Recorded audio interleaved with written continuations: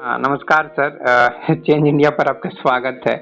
हाँ सर, आप बताइए। वो मैंने एक मैसेज यही ड्रॉप किया कि किसी ने भेजा कि 1950 से लेकर 2024 तक हर एक प्रधानमंत्री, हर एक नेता यही घोषणा करता है, चाहे प्रॉमिस करता है कि हम गरीबी, बेरोजगारी, भ्रष्टाचार, अशिक्षा, ये सब समस्याएं को दूर कर देंगे।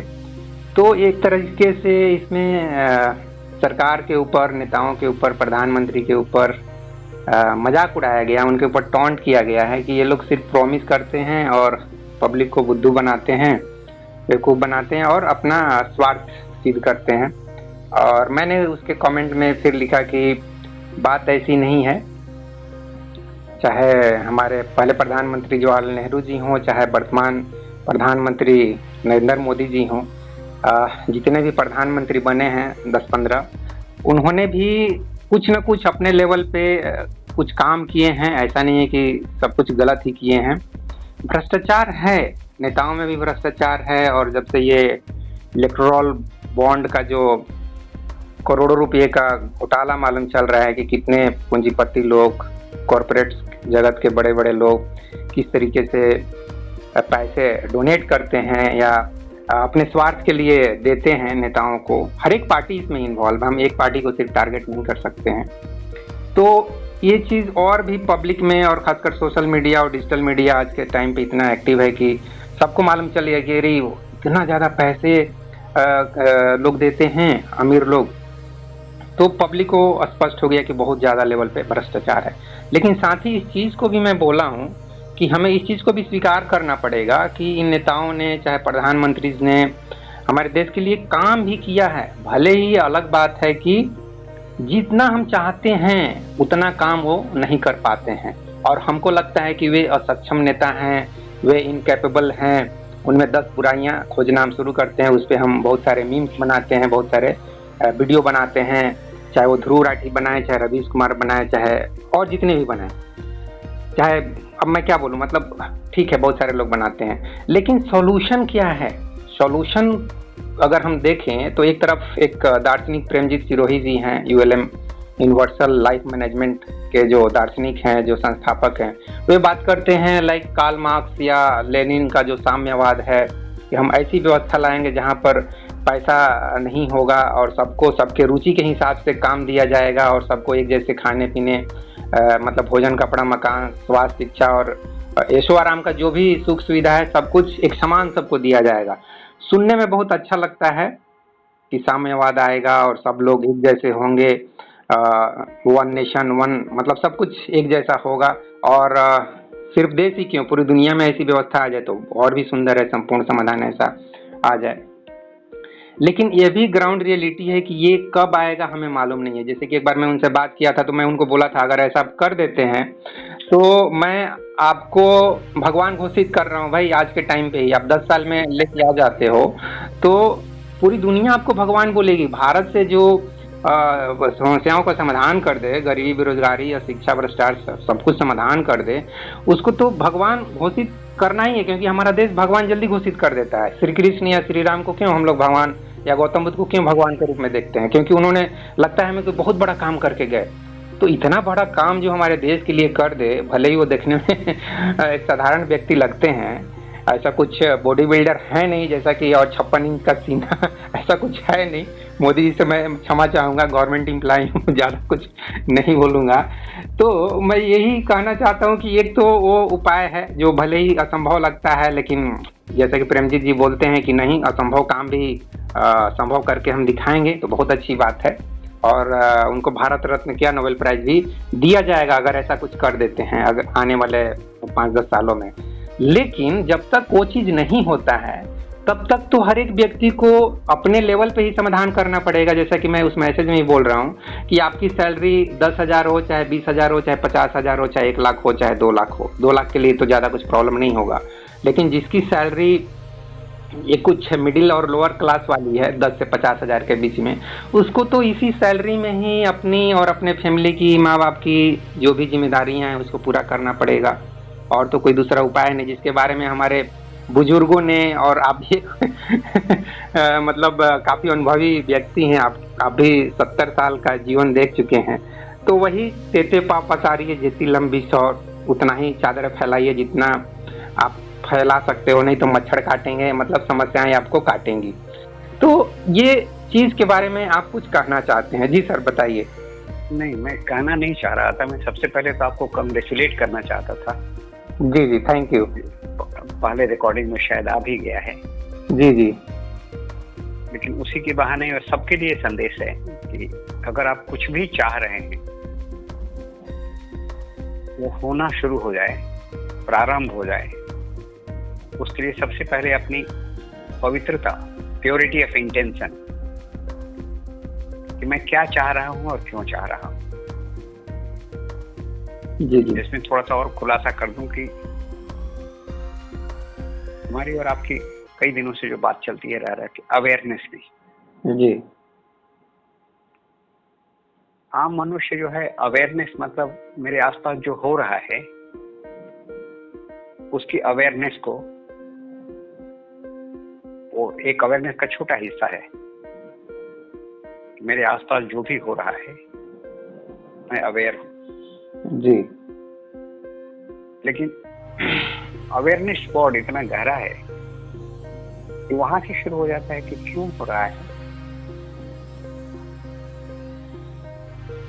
और मुझे ये समझ में आने लगता है कि अगर कोई चीज अच्छा नहीं लग रहा है मुझे या समाज को, तो क्या करने से उसका समाधान मिल जाएगा, वो भी अवेयरनेस का ही हिस्सा होता है।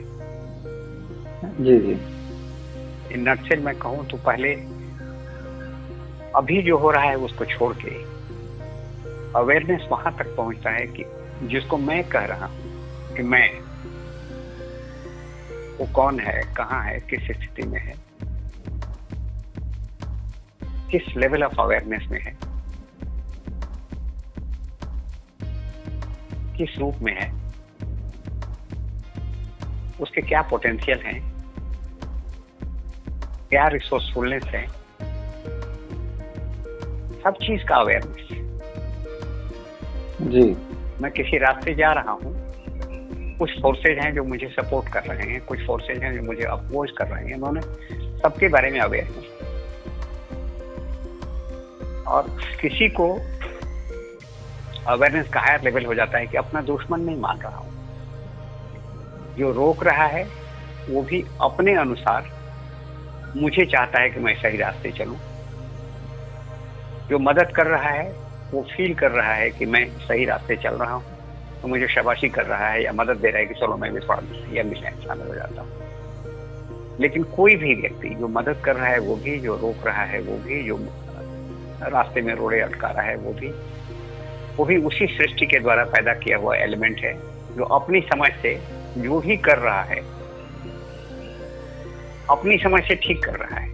अब मेरी की समझ से और अन्य की समझ से क्या हो रही है, वहां पे अवेयरनेस का हम बैठ के सोच सकते हैं, विचार कर सकते हैं। अभी अवेयरनेस से थोड़ा बाहर लाता हूं कि अवेयरनेस में अगर हैं तो आप हमेशा अपने बारे में, मैं कौन हूं, मेरा क्या स्वभाव है, मैं कैसे जी रहा हूं, या 100% अपने स्वभाव में जी पा रहा हूं, या आर्टिफिशियल लोगों ने कहा है उसको मान्यता मैंने मान लिया, और दिमाग से हमेशा पूछ रहा हूं कि मुझे क्या करना है। दिमाग के वश में मैं काम कर रहा हूं, अपने स्वभाव के वश में नहीं। उदाहरण के तौर पर एक छोटा एग्जाम्पल, सिर्फ अभय का ही नहीं, किसी भी व्यक्ति का स्वभाव क्या होता है, किसी को परेशान करना, किसी से उसका हक छीनना, या हो सके तो यथासंभव सबकी मदद करना, चाहे वो ज्ञान हो, समृद्धि हो, समय हो, जो भी मेरे पास अगर ताकत है, मेरे से ज्यादा सरप्लस है, तो उपलब्ध कराना दूसरे के लिए। स्वभाव पे बात कर रहा हूँ। जी जी। तो जब अपने स्वभाव में आप जीना शुरू करेंगे, आपकी जिंदगी तो आसान हो जाएगी। परेशानी तभी होती है ना जब स्वभाव से हम उल्टा करते हैं। जी। अभी मान लीजिए रामायण को एक किंवदंती ले लीजिए, कहानी ले लीजिए। राम का स्वभाव, हनुमान का स्वभाव, रावण का स्वभाव, मोमेंट टू मोमेंट अलग अलग है ना। जी। जब रावण अहंकार में है तो उसका स्वभाव कैसा हो जा रहा है, रावण जब भक्ति में है तो उसका कैसा हो रहा है। आप समझ रहे हैं ना? जी जी। तो मुझे न रावण बनना है न राम बनना है। मैं जन्म लिया हूं श्री की तरह से या अभय की तरह से। अभय के स्वभाव को समझो और अभय को अभय के स्वभाव में जीने की प्रोत्साहन दो, मदद करो।